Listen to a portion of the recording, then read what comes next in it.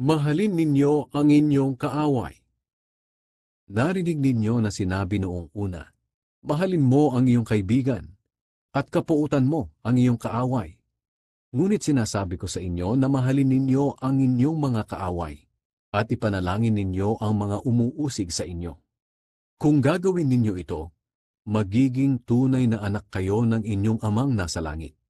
Sapagkat hindi lang sa mabubuting taon niya pinapasikat ang araw, kundi pati na rin sa masasama. At hindi lang ang matutuwid ang binibigyan niya ng ulan, kundi pati na rin ang mga hindi matuwid.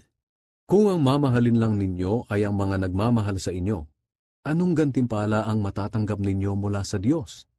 Hindi ba't ginagawa rin iyan ng mga maniningil ng buwis na itinuturing na masasama?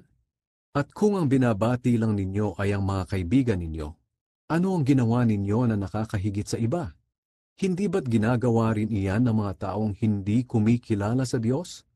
Kaya dapat kayong maging ganap, tulad ng inyong amang nasa langit.